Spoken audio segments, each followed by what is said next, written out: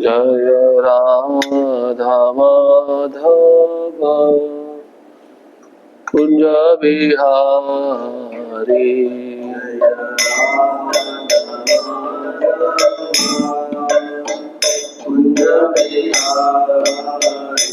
जय गोपी जन वल्लभ गिरिवरधारी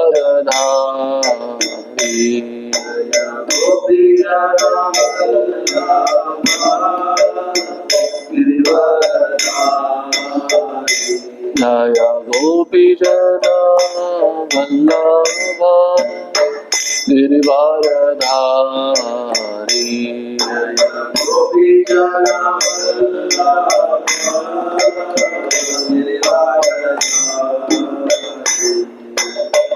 यशोदानंदन व्रज जन रंजन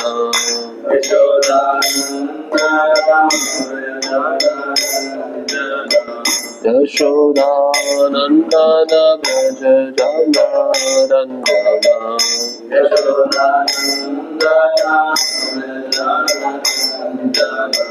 यमुना तीरा वनचारी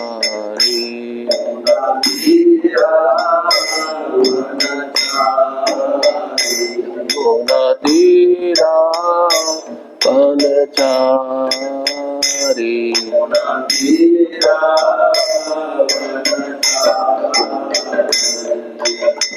हरे कृष्णा कृष्णा कृष्णा हरे हरे हरे राम राम राम हरे हरे हरे कृष्णा कृष्णा कृष्णा हरे हरे हरे राम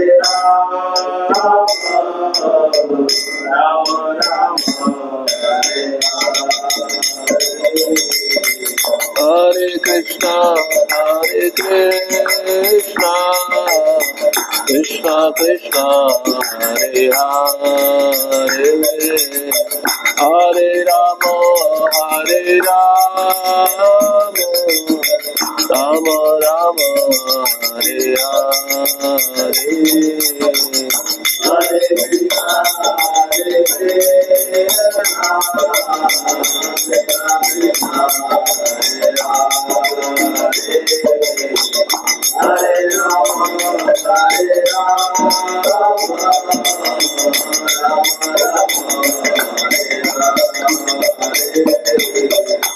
जय राधा श्याम सुंदरा श्याम सुंदरा जय राधा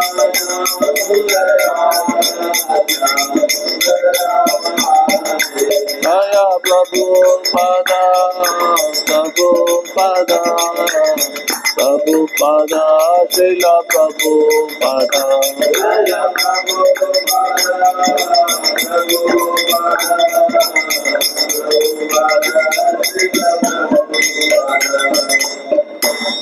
राधा श्याम सुंदर जी की जय, श्रील प्रभुपाद की जय, समवेत गौर भक्त वृंद की जय। ओम नमो भगवते वासुदेवाय। ओम नमो भगवते वासुदेवाय। ओम नमो भगवते वासुदेवाय। ओम नमो भगवते वासुदेवाय। ओम नमो भगवते वासुदेवाय।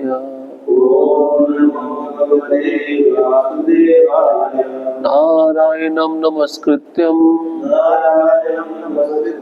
नरं चैव नरोत्तमं देवीं सरस्वतीं व्यासं ततो जयमुदीरये नष्टप्रायेषु अभद्रेषु नित्यं भागवत सेवया भगवती उत्तम श्लोके भक्तिर्भवति नैष्टिकी कृष्णाय वासुदेवाय देवकी नंदनाय च नंदगोपकुमाराय गोविंदाय नमो नमः। ग्रंथराज श्रीमद् भागवतम पहला स्कंद अध्याय क्रमांक 12 श्लोक क्रमांक 29। इति राज्ञ उपादिश्य विप्रा जातक कोविदः लब्धा पचित्यः सर्वे प्रतिजग्मु स्वकान् गृहान् इति राज्ञ उपादिश्य विप्रा जातक कोविदः लब्धा पचित्यः सर्वे प्रतिजग्मु स्वकान् गृहान् इति राज्ञ उपादिश्य विप्रा जातक कोविदः लब्धा पचित्यः सर्वे प्रतिजग्मुः स्वकान् गृहान्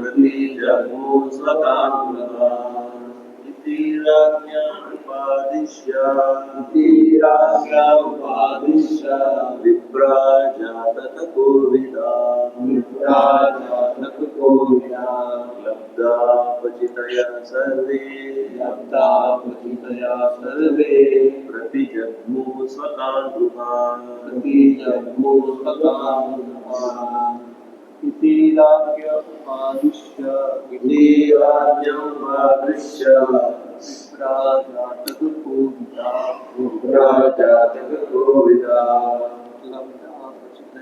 प्रतिजग्मु स्वकान् गृहान्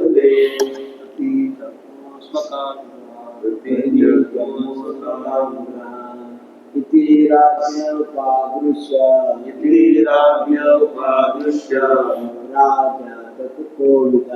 विप्रा जातक कोविदा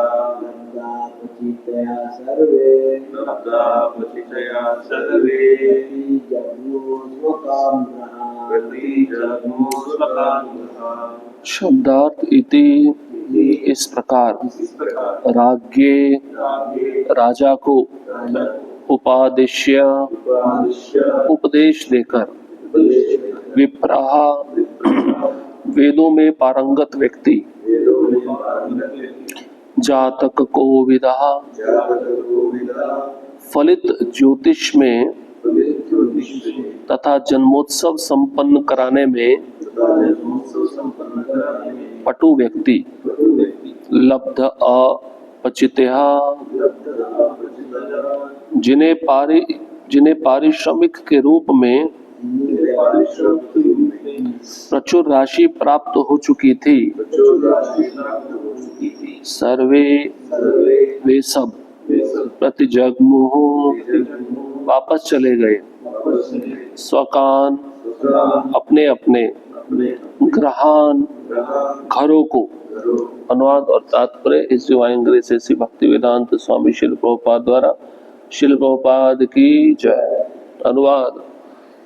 इस प्रकार जो लोग ज्योतिष ज्ञान में तथा जन्मोत्सव संपन्न कराने में पटु थे उन्होंने इस बालक के भविष्य के विषय में राजा युधिष्ठिर को उपदेश दिया। फिर प्रचुर दक्षिणा प्राप्त करके वे अपने घरों को लौट गए। तात्पर्य वेद भौतिक तथा आध्यात्मिक दोनों ही प्रकार से ज्ञान के आगार हैं। किंतु ऐसे ज्ञान का उद्देश्य आत्म साक्षात्कार की पूर्णता है। दूसरे शब्दों में सभ्य मनुष्यों के लिए वेद सभी प्रकार से मार्गदर्शक हैं। क्योंकि मानव जीवन समस्त प्रकार के कष्टों से छुटकारा पाने का सुअवसर है, अतः वेदों के ज्ञान द्वारा इसका समुचित ढंग से पथ प्रदर्शन होता है, चाहे वह भौतिक आवश्यकताएं हो या आध्यात्मिक मोक्ष। मनुष्यों का ऐसा विशेष वर्ग जो वेदों के ज्ञान में समर्पित होकर लगा रहता है, विप्र अर्थात वैदिक ज्ञान का स्नातक कहलाता है। वेदों में ज्ञान की विभिन्न शाखाएं हैं, जिनमें से ज्योतिष तथा आयुर्वेद दो महत्वपूर्ण शाखाएं हैं जो सामान्य जन के लिए आवश्यक हैं। अतः बुद्धिमान लोग, जिन्हें सामान्यतः ब्राह्मण कहा जाता है, वैदिक ज्ञान की विभिन्न शाखाओं में पारंगत होकर समाज का मार्गदर्शन करते थे। यहाँ तक कि ऐसे बुद्धिमान व्यक्ति धनुर्वेद में भी पारंगत होते थे और विप्रगण ज्ञान के इस अनुराग के भी शिक्षक होते थे, तथा द्रोणाचार्य, कृपाचार्य इत्यादि हुए हैं। यहाँ पर वर्णित विप्र शब्द महत्वपूर्ण है। विप्रों तथा ब्राह्मणों में थोड़ा अंतर होता है। विप्रगण वे हैं जो कर्मकांड में दक्ष होते हैं और समाज का मार्गदर्शन करके जीवन की भौतिक आवश्यकताओं की पूर्ति करते थे, जबकि ब्राह्मण लोग दिव्यता के आध्यात्मिक ज्ञान में पटु होते हैं। ज्ञान का ये विभाग ज्ञान कांड कहलाता है और इससे भी ऊपर उपासना कांड होता है। उपासना कांड का चरम परिणति भगवान विष्णु की भक्ति में सेवा में होती है, और जब ब्राह्मण सिद्धि प्राप्त कर लेते हैं तो वे वैष्णव कहलाते हैं।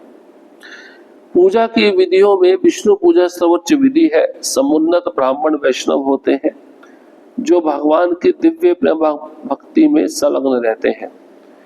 इस प्रकार श्रीमद् भागवत जो भक्ति का विज्ञान है, वैष्णवों को अत्यंत प्रिय है।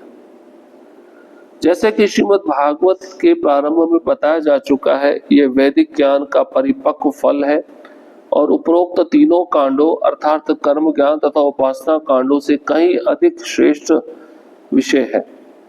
कर्म कांड के पंडितों में से जातक कर्म में पटु विप्र अच्छे ज्योतिषी होते थे, जो नवजात शिशु के भविष्य को केवल समय लग्न की गणना से बता सकते थे।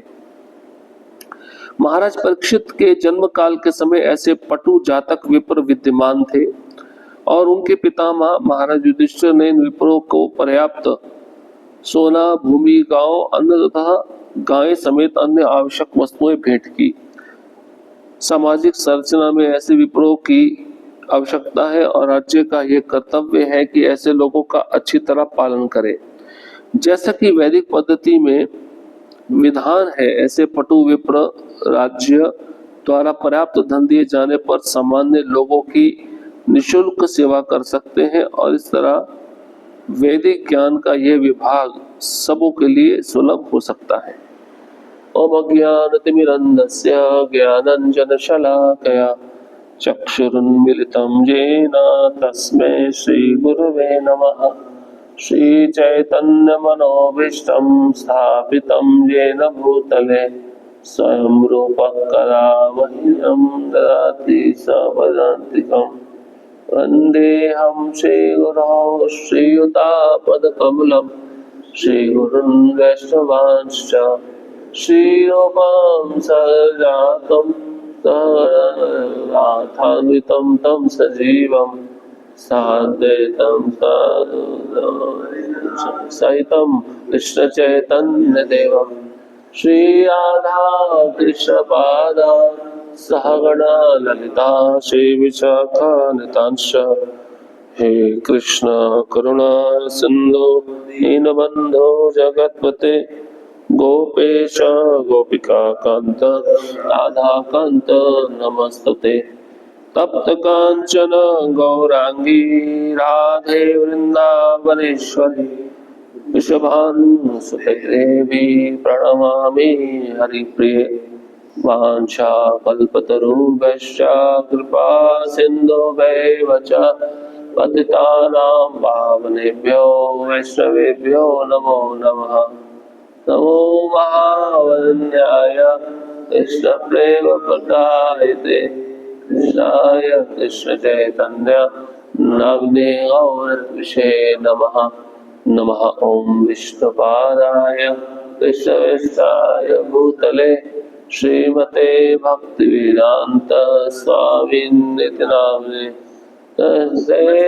सारस्वते देवे गौरवाणी प्रचारिणे निर्विशेष शून्यवादी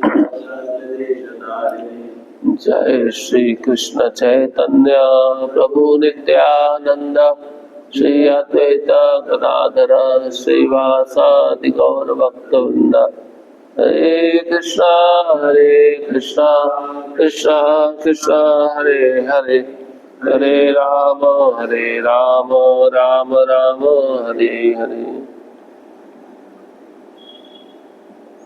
हरे कृष्णा। उपस्थित सभी भक्तों के चरणों में कृपा की याचना चाहता हूँ। मुझे आशीर्वाद दीजिए कि इस भागवतम के श्लोक पे कुछ कह सकूं, विशिष्टता अपने शुद्धिकरण के लिए।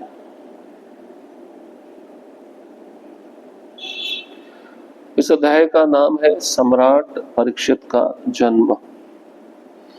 तो पूर्व के श्लोकों में जो भी ब्राह्मण विप्र युधिष्ठिर महाराज के पास में आए थे, महाराज परीक्षित का भविष्य बता रहे थे और बहुत सारे महापुरुषों के साथ तुलना कर रहे थे।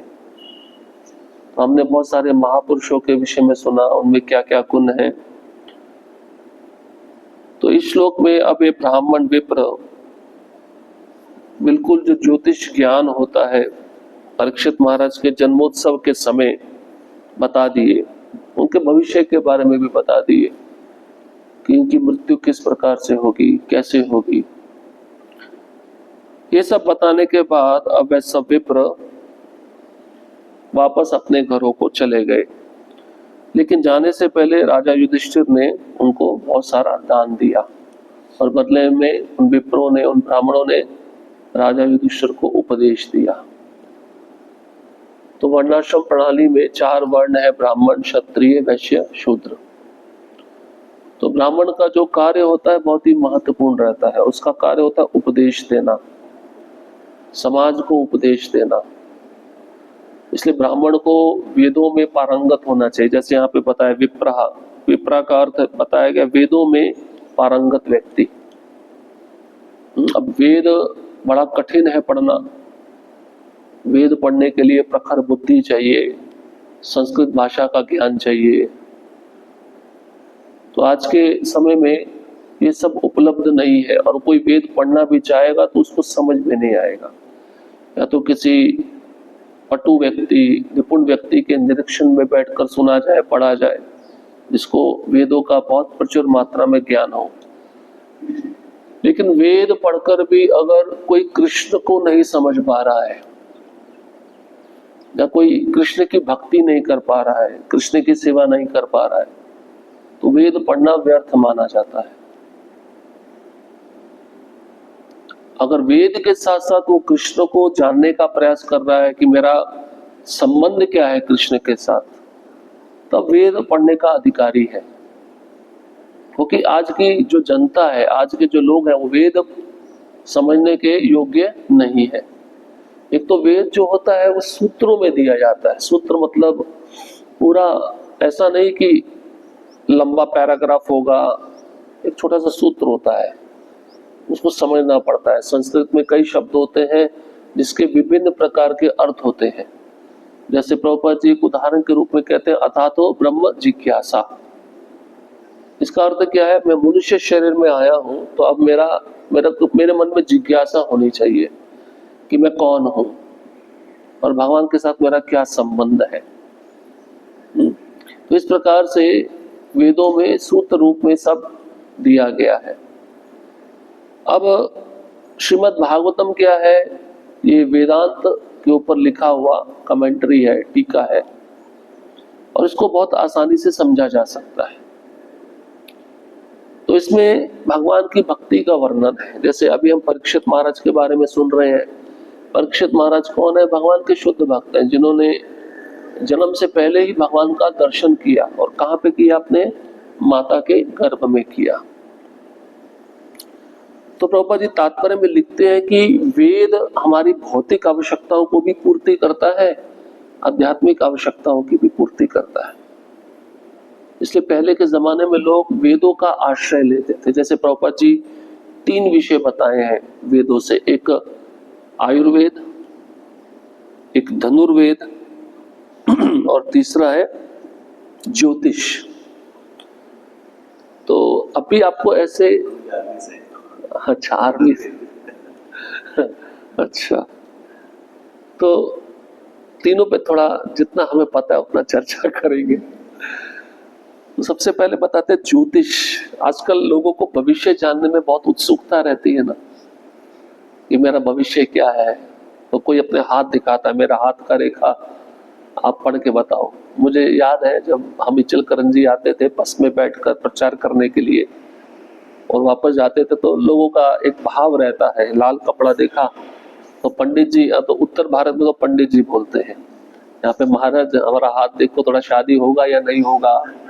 मैंने बोला ये तो हम नहीं बता सकते, लेकिन आपको एक उपाय बताते हैं। आप महामंत्र का एक माला जप करो, जो भी समस्या हल हो जाएगी, आपको शादी भी हो जाएगा। आपको जो कमी है आपके जीवन में जिस वस्तु की, वो पूरी हो जाएगी। तो बोले ठीक है करते हैं, लेकिन उसके बाद में करते थे नहीं करते तो मुझे पता नहीं। थोड़े समय के लिए ही मिलते थे, बाद में अलग हो जाते थे। तो ज्योतिष में क्या है, अगर व्यक्ति ज्योतिष को अच्छे से पढ़े या किसी ऐसे व्यक्ति के निरीक्षण में बैठकर पढ़े जो बहुत जानने में एक्सपर्ट है, वो भविष्य बता सकता है। जैसे एक उदाहरण के रूप में हमारे ही परंपरा में आचार्य भक्ति सिद्धांत सरस्वती ठाकुर, उन्होंने ग्रंथ लिखा सूर्य सिद्धांत। उस ग्रंथ में कब नक्षत्र किस दिशा में जाएंगे, कौन सा ग्रहण किस तिथि को लगेगा, वो काल कब होगा, पूरा उसमें बताया गया है। क्योंकि वो स्वयं ज्योतिष विज्ञान में बहुत निपुण थे। तो ऐसा व्यक्ति पैसा पाने के लिए ज्योतिष विज्ञान नहीं सीखता है, लोगों को बता देता है कि आपका भविष्य क्या है। जैसे एक बार भक्ति सिद्धांत महाराज के शिष्य थे, वो जा रहे थे प्रचार के लिए दूर देश। उस समय तो आपका होता ना शिप होता है जो समुद्र से होकर शिप जाता है, तो उसमें उन्होंने टिकट बुक किया था, उनके शिष्य ने, सन्यासी थे। तो भक्ति सिद्धांत महाराज भविष्य जानते थे, उन्होंने अपने शिष्य को बुलाकर कहा कि आपने जो टिकट बनाया उसको कैंसिल कर दो। तो शिष्य को ऐसा लगा शायद मेरे प्रचार से मेरे गुरु खुश नहीं है, मैं ज्यादा प्रचार कर रहा हूँ, शायद उनको अच्छा नहीं लग रहा है। तो ऐसा भाव उनके गुरु में नहीं था, वो कारण भी बताना नहीं चाहते थे। अभी शिष्य तो बहुत जिद्दी था, ये बोला मैं अपना टिकट कैंसिल नहीं करूंगा, जो टिकट मैंने बनाया है उसी टिकट पे मैं जाऊंगा। तो फिर भी समझाया और बिना बताए भक्ति सिद्धांत महाराज ने उनका टिकट कैंसिल करवा दिया। उनको बड़ा क्रोध आया, ठीक नहीं किया आपने, अच्छा नहीं किया। तो जब शिप निकला अपने स्थान से, तो ऐसा पता सुनने में आया, समाचार मिला, वो जो शिप था डूब गया, उसमें जितने यात्री थे सब खत्म हो गए। तो ये जब खबर उस शिष्य को पता चली, दौड़ा दौड़ा आए, बोले आपने मुझे बचा लिया गुरु महाराज, मेरा जीवन आपने बचा लिया। बोले मैं इसी कारण से आपका टिकट कैंसिल कर रहा था, मुझे पता था वो शिप का क्या होने वाला है। पर अब एक प्रश्न उठता है, अगर वो शिष्य की जान बचा सकते तो सारे लोगों की जान भी बचा सकते थे ना, उन्होंने ऐसा क्यों नहीं किया। शिष्य होते हैं वो गुरु पे निर्भर होते हैं, शिष्य आज्ञा का पालन कर लेंगे, लेकिन अगर आज का साधु कोई सच बताने जाए तो कोई विश्वास नहीं करेगा। हालात ऐसे हो गए हैं, स्थिति ऐसी पैदा हो गई है। और इवन हमारे परंपरा में आचार्य, उन्होंने भी ज्योतिष विद्या का गहन अध्ययन किया है। जैसे भक्तिविनोद ठाकुर भी ज्योतिष विद्या को बहुत अच्छे से जानते थे।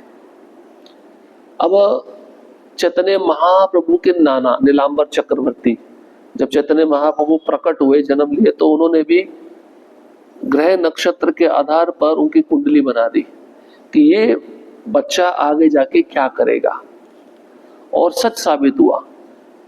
ये जो बच्चा हुआ है आगे जाके संन्यास लेगा, धर्म का प्रचार करेगा।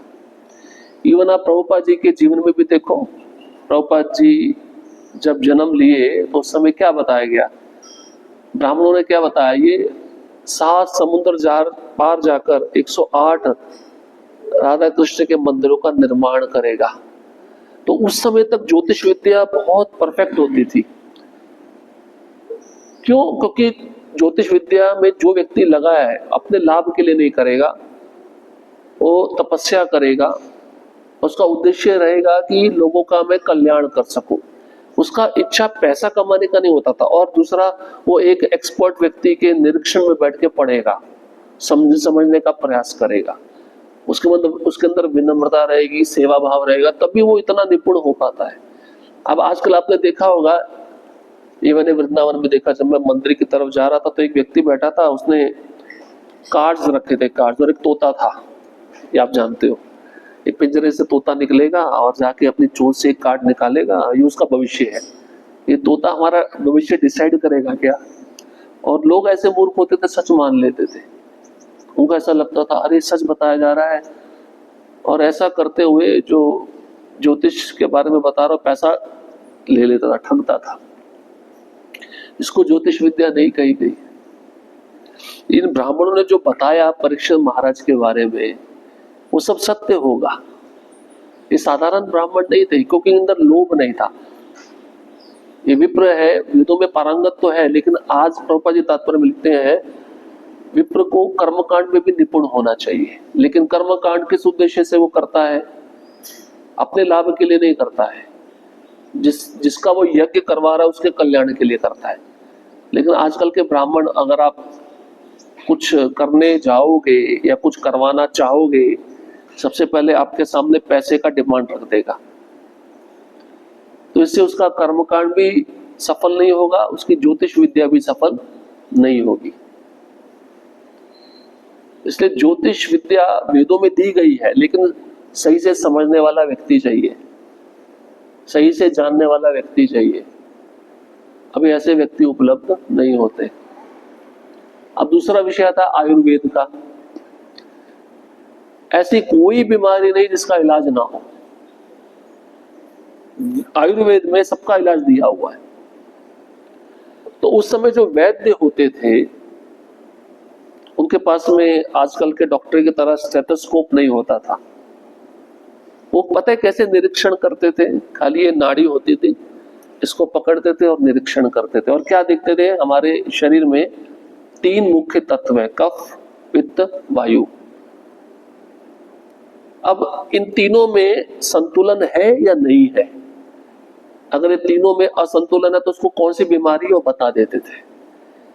और उसका इलाज आजकल की तरह गोलियां नहीं बताते थे, वो तो उस समय जड़ी बूटियां होती थी। किस जड़ी बूटी को किस में मिलाकर कौन सा दवाई बनता है वो वैद्य को पता रहता था, क्योंकि वेदों में बताया है। वेदों का एक भाग है ना आयुर्वेद। तो वो दवाई लेने से कुछ रिएक्शन भी नहीं होता था, आप समझ रहे हैं?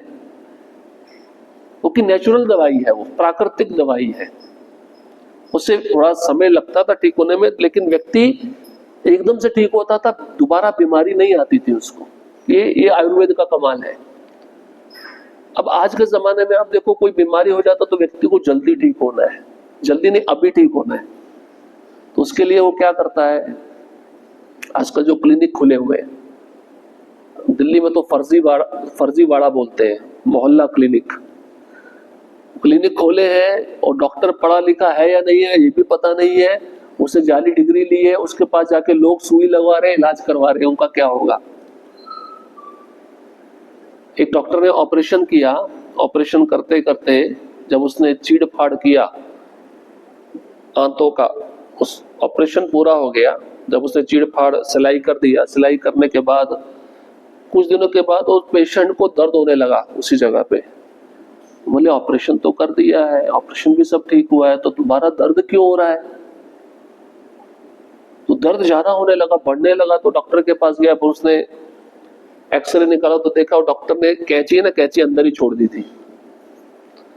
अब बताइए, कैंची से काम चलाया जा रहा है। उस समय आयुर्वेद खाली मेडिसिन देता था जिससे कोई रिएक्शन नहीं होता था, कोई समस्या नहीं, कोई ऑपरेशन भी करना नहीं पड़ता था। तो उसका विज्ञान पूरा वेदों में दिया गया है। तो हम देखते भी हैं कि आजकल ऐसे वैद्य नहीं मिलते हैं। आजकल डॉक्टर लोग किसी गर्भवती स्त्री है उसका ऑपरेशन करके बच्चा निकालते हैं ना, है या नहीं है? और कितना वेदना होता है, कितना दर्द होता है। और पहले की जो स्त्रियां होती थी कितना अच्छा मेहनत करती थी, काम करती थी खेतों में, और उनको पता बच्चा कैसे पैदा होता है। तो गांव की वृद्ध स्त्रियां मिलकर, तो वो सब बातें वेदों में दी गई है, A to Z डिटेल दी गई है। और बच्चा पैदा होने के बाद में जो स्त्री में कमजोरी आती है उसको कैसे दूर किया जाए। अब यहाँ पे क्या दिया, टैबलेट दी जाती है, इसमें आयरन कम हो गया तो आयरन का टैबलेट है। आयरन के लिए बहुत सारी पालक की सब्जियां हैं, हरी सब्जियां हैं, वो खाने से आयरन चला जाता है, आयरन की जो कमी है वो पूरी हो जाती है। तो वेदों में ये सब दिया गया है। इवन की जो चंद्रमा की रोशनी होती है ना, उससे सारी वनस्पतियां, सब्जियां, उसमें रस आता है, पोषण आता है। तो उसको सही मात्रा में ग्रहण करने से हमारे शरीर में जो पोषक तत्वों की कमी है पूरी हो सकती है। प्रकृति ने सब कुछ दिया है, इसलिए उसका उल्लेख शास्त्रों में है, वेदों में है। और वेदों का मुख्य भाग आयुर्वेद। अब तीसरा आता है धनुर्वेद। तो आपने देखा होगा महाभारत में कुछ ऐसे अस्त्र शस्त्र होते हैं जो मंत्रों से चलाए जाते हैं, है या नहीं है? लड़ाई के लिए अगर दो पार्टी लड़ाई कर रही है तो मंत्रों से चलता है और लक्ष्य को भेद के आता है। ऐसा नहीं है कि वो गया तो सबको मार के आएगा, जिसके प्रति लक्ष्य छोड़ा है उसी को मार के आएगा। इतना परफेक्ट विज्ञान है। लेकिन अभी देखो साइंटिस्ट लोग क्या बनाते हैं, एटम बॉम्ब, न्यूक्लियर बॉम्ब। तो ऐसा बताया जाता है अगर आप एक जगह पे इस बॉम्ब को छोड़ोगे तो 4 से 5 करोड़ लोग मर जाएंगे। ये भी बहुत बड़ी आबादी होती है। और 10 से 15 करोड़ लोग प्रभावित होंगे, जिनकी आंखों की रोशनी जा सकती है, जो सुनना है कानों से वो जा सकता है, बोलना जा सकता है, चल नहीं सकता है। इतना भीषण प्रभाव होता है। लेकिन धनुर्वेद में जो वेदों का एक विभाग है, उसमें एक ब्रह्मास्त्र आता है। ब्रह्मास्त्र, वो ब्रह्मास्त्र से पूरा ब्रह्मांड नष्ट हो सकता है। एक तीर है बस। और उसको छोड़ने के लिए मंत्र है, वापस लेने के भी मंत्र। अगर आपने छोड़ दिया और आपकी इच्छा नहीं है कि विनाश हो जाएगा तो आप उसको वापस भी ले सकते हो मंत्र के द्वारा। ये विद्या पता होनी चाहिए। अब आपने एक न्यूक्लियर बम फेंक दिया तो वापस ले सकते हो, वापस लोगे तो आप पे फट जाएगा। कितना एक्सपर्ट ज्ञान है जो वेदों में दिया हुआ है।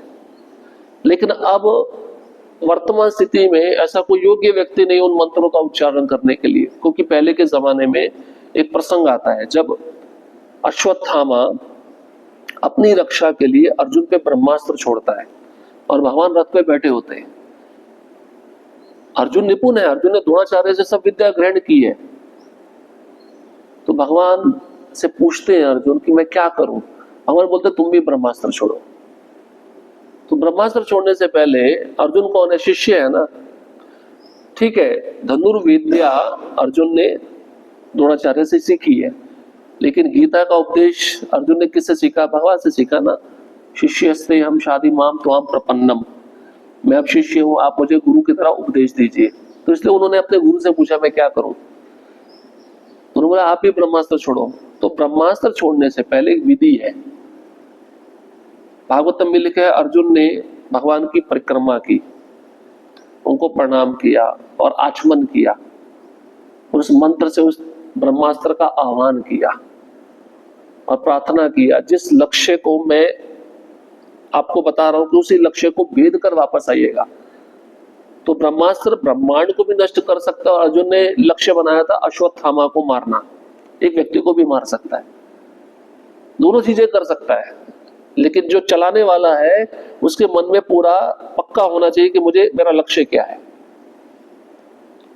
ये धनुर्विद्या में पूरा बताया गया है, जो वेदों का एक भाग है। इतना डिटेल्स विज्ञान बताया गया है, और आज के जमाने में इसको जानना है तो वो सब योग्यता एक व्यक्ति में नहीं है। और अर्जुन ने जब छोड़ा तो दो ब्रह्मास्त्र जब टकराएंगे तो कितना भीषण प्रभाव होगा, आप सोचिए। पूरी सृष्टि खत्म हो सकती है। तो व्यासदेव जी ने देखा, व्यासदेव जी से रहा नहीं गया। व्यासदेव ने बोला कि अश्वत्थामा को बोला, आप अपना ब्रह्मास्त्र वापस ले लो।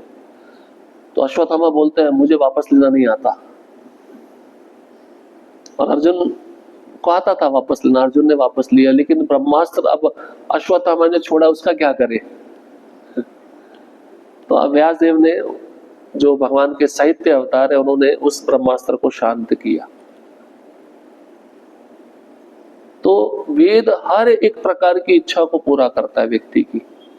अब ये तो हो गया एक भौतिक इच्छाएं थी, मुझे किसी को मारना है, मुझे किसी को सही उपचार करके ठीक करना है, या मुझे किसी का भविष्य बताना है।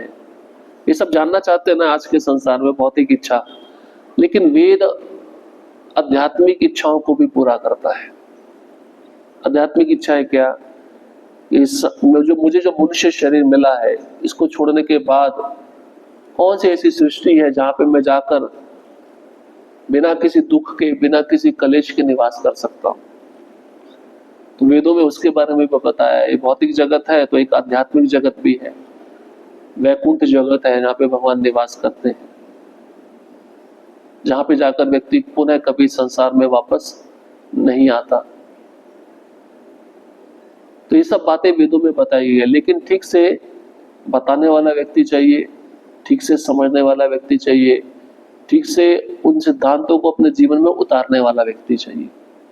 तब उसका जो साध्य है और साधन है, दोनों सफल हो जाता है। साधन क्या है, जिस वस्तु को हमें चाहिए उसको प्राप्त करने के लिए जो मार्ग हम स्वीकार करते हैं उसको कहते हैं साधन। साध्य क्या है, लक्ष्य, हमारा जीवन का उद्देश्य, लक्ष्य। तो दोनों प्रकार के मार्गों का वर्णन वेदों में बताया गया है। इसलिए वेद अभी पढ़े नहीं जा सकते हैं। तो वेदों का जो निष्कर्ष है, कंक्लूजन है, सार है, वो है भगवत गीता। तो भगवत गीता को जो ठीक से समझ लेता है, इसका मतलब उसने वेदों को ठीक से समझ लिया। अभी कोई कह सकता है ठीक है, वेदों में जो इतनी मात्रा में ज्ञान दिया गया पूरी तरह तो डिटेल में भगवत गीता में नहीं है। अगर हम कोई भौतिक इच्छा पाना चाहे तो भगवत गीता पढ़ के हमारी भौतिक इच्छा पूरी हो सकती है क्या? हो सकती है।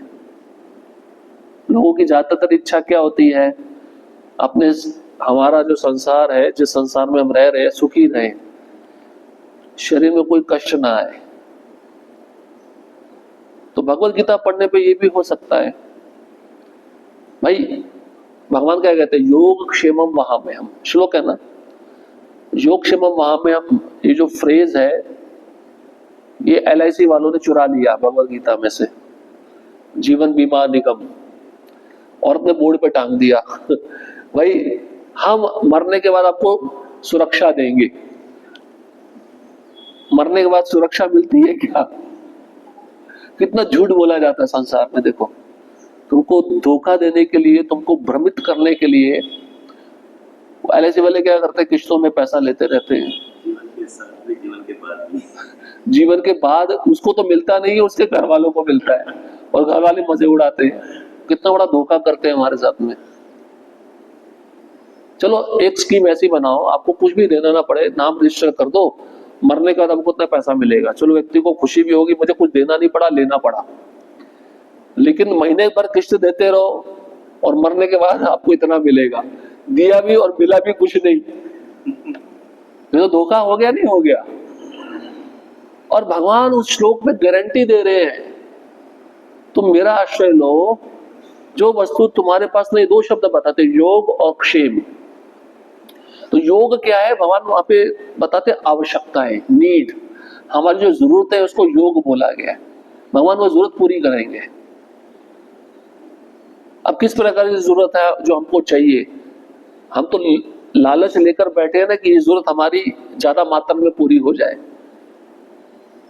लालच अच्छा है या बुरा है? बुरा है। क्योंकि जिस वस्तु को आप प्राप्त करना चाहते हो और ज्यादा मात्रा में आपको मिल जाए तो आप उसका दुरुपयोग करोगे नहीं करोगे। लेकिन भगवान हमारी जो बेसिक नीड है उसको पूरा करते हैं आवश्यकता के अनुसार, और देखते हैं कि भाई वो नीड इसको सच में चाहिए या नहीं चाहिए।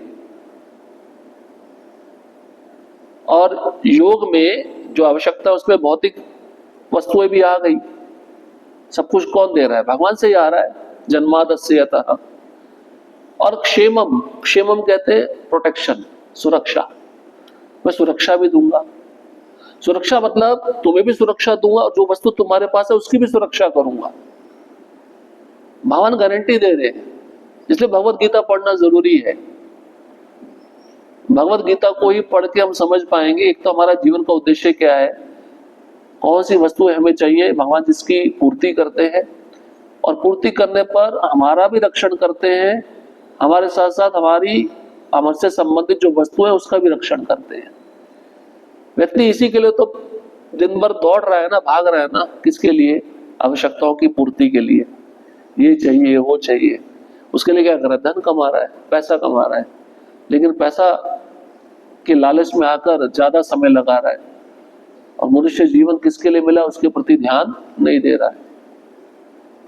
अब वस्तु इकट्ठी कर ली तो उसको मेंटेन कैसे किया जाए, उसका इनसिक्योरिटी होता है ना, असुरक्षा होता है उसके मन में, वस्तु जो कोई चुरा ना ले, है या नहीं? तो भगवान कहते हैं चिंता मत करो, वो मैं सुरक्षा प्रदान करूंगा। इस प्रकार से भगवत गीता पढ़ने पर बिल्ली तो इसने हमारा नाक में दम किया हुआ है। तो भगवान कहते हैं मैं सुरक्षा प्रदान करता हूं, फिर क्या चाहिए? और देखो बहुत सारे भक्त हमारी संस्था में जो ग्रस्त जीवन में रहकर भक्ति करते हुए अपना जीवन बहुत अच्छे से बिता रहे हैं इसी सिद्धांत के ऊपर। उनके जीवन में कोई चिंता नहीं है। अब LIC जो लेता है ना उसको बड़ी चिंता होती है। क्या चिंता होती है? कमा भी मैं रहा हूं, पॉलिसी भी मैंने लिया, किस्त भी मैं भर रहा हूं, मरने के बाद मुझे मिलेगा नहीं। चिंता है या नहीं है? और अगर मेरे जाने के बाद मेरे बच्चों के पास आया तो उसका उपयोग कैसे करेंगे? ये तो चला गया, लेकिन उसको बाद की कितनी चिंता है, अभी की चिंता कुछ नहीं है। जबकि व्यक्ति को अभी की चिंता ज्यादा सोचनी चाहिए। इसके लिए पहले के जमाने में जो ब्राह्मण होते थे ना, विप्र होते थे, बड़े बुद्धिमान होते थे, और राजा को जब उपदेश देते थे ना, ये उपदेश देते थे, जो भी उपदेश है उसको भगवान के उपदेश के साथ जोड़ देते थे। तुम्हें रक्षण करना है प्रजा का, अच्छा है, राजा का कर्तव्य है, लेकिन प्रजा का रक्षण करने के साथ साथ तुम्हें थोड़ा भगवान का पूजा अर्चना भी करना चाहिए, भक्ति करना चाहिए, क्योंकि राजा जब ये सब करेगा तो प्रजा भी उसको देखकर वैसा करेगी या नहीं करेगी। ये ब्राह्मण बड़े बुद्धिमान होते थे। इसलिए ब्राह्मण, भगवान कहते हैं भगवान का जो विराट शरीर है ना, उसमें से ब्राह्मण कहाँ से निकला है? सिर से निकला है ना। सिर मतलब बुद्धि, और बुद्धि का अर्थ क्या होता है? सही या गलत करने में निर्णय। सही क्या है, गलत क्या है। हम भौतिक जगत में देखते हैं ना, कोई गलत काम करता था उसको क्या कहते हैं? तुम्हें कोई बुद्धि नहीं है, ऐसा बोलते हो तो उसको बहुत गुस्सा आ जाता है ना। तो ब्राह्मण मतलब बुद्धिमान, जो शास्त्रों को अच्छे से पढ़ा है और शास्त्रों को समय काल परिस्थिति के अनुसार अच्छे से बता सकता है। तो उस समय जो लोग होते थे उनकी भौतिक इच्छाओं की पूर्ति भी ब्राह्मण कर्म कांड के द्वारा करवा देते थे, लेकिन साथ साथ ये भी बताते थे देखो कर्म कांड क्षणिक है, इसको करने पर व्यक्ति उच्च लोकों में जाएगा, वहां पे पुण्य नष्ट होगा, वापस आ जाएगा। इसलिए तुम ऐसे मार्ग को चुनो जहां से जाकर वापस ना आया जाए। तो अंत में बताते थे भगवान की भक्ति, ये भगवान की सेवा। इसलिए ब्राह्मणों को यहाँ पे बुद्धिमान बताया गया, विप्र। और परीक्षित महाराज के जन्म के विषय में जो भी भविष्यवाणी किया आगे हम सुनेंगे, बिल्कुल सत्य निकलेगी। और ये सुनकर युधिष्ठिर महाराज बड़े प्रसन्न हुए। उन्होंने प्रचुर मात्रा में उन ब्राह्मणों को धन दिया, और ब्राह्मण भी उस समय लोभी नहीं होते थे, जितना आवश्यकता उतना लिया और बाकी राजा को दे दिया, वहीं पे रख दिया। इस कारण से उनकी विद्या बहुत निपुण होती थी, बहुत कुशाग्र होती थी, जो भी बोलते थे सच होता था।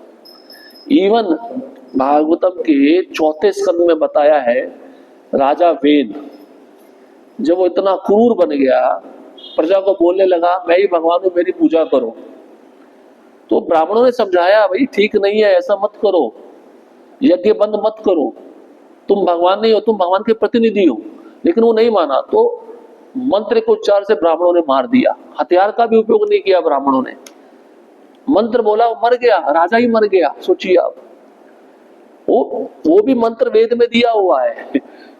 अभी आज के जमाने में ऐसा मंत्र किसी को पता चल जाए, प्रभाव नहीं होगा, वैसा तेज चाहिए, वैसा तपस्या चाहिए, प्रभाव नहीं होगा। क्योंकि उस समय प्रभाव रहता था, क्योंकि इंद्रियों का निग्रह, मन का निग्रह ब्राह्मण का धर्म है। ये दो चीजें नहीं तो ब्राह्मण हो ही नहीं सकता। वो सारी बात आ जाती है योग्यता के आधार पर। योग्यता कब होगी? जब आप पढ़कर उसको अपने जीवन में सिद्धांतों को पालन करोगे, तब आपको अनुभव होगा। जैसे यहाँ पे इन ब्राह्मणों को, विप्रों को अनुभव है, इससे जो बात उन्होंने बताई है सत्य निकलेगी। तो युधिष्ठिर महाराज थोड़े दुखी हो जाते हैं, क्योंकि परीक्षित महाराज का अंत ऐसे होगा। इतना महान राजा है, लेकिन सांप के काटने से इसकी मृत्यु हो जाएगी। पर एक अच्छा लगा कि अंतिम समय में भगवान का पूरा आश्रय लेकर भगवत धाम चला जाएगा। तो इसलिए पहले के जमाने में ब्राह्मण बहुत कुशाग्र होते थे और भविष्य को देख लेते थे, भविष्य को देखकर बता देते थे, और जो बताते थे सच होता था। तो इस प्रकार से उन्होंने परीक्षित महाराज का जन्म बताया और मृत्यु भी बता दी। लेकिन आज के जमाने में ऐसे ब्राह्मण मिलने मुश्किल है, मुश्किल ही नहीं है ही नहीं। आएंगे तो सबसे पहले पैसा कितना दोगे यज्ञ के लिए, और पैसा बनाकर पार्टी बनेगी, पार्टी, चलो पार्टी शुरू। आजकल का ब्राह्मण ऐसा है। ठीक है, समाप्त करते हैं। हरे कृष्णा कृष्णा कृष्णा हरे हरे, हरे राम राम राम हरे हरे। किसी का कोई प्रश्न?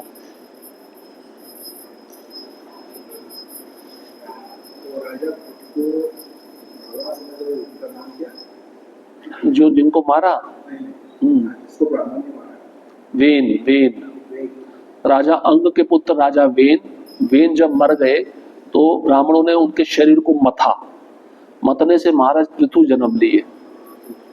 महारानी अर्ची जो लक्ष्मी का अवतार थी, महाराज पृथु जो विष्णु का अवतार थे। जिनको मारा उनका नाम था वेन, क्रूर, बहुत क्रूर थे। बचपन में बच्चों को डुबो के मार देते थे। बच्चे थे, खेल खेल में बच्चों को, दूसरे अपने मित्रों को पानी में डाला, मार दिया। वेन, जब बचपन इतना खतरनाक था तो बड़ा होके क्या करेगा? वर्णन है भागवतम में चौथे स्कंद में पूरा। ठीक है, श्री राधा श्याम सुंदर जी की जय, श्रील प्रभुपाद की जय।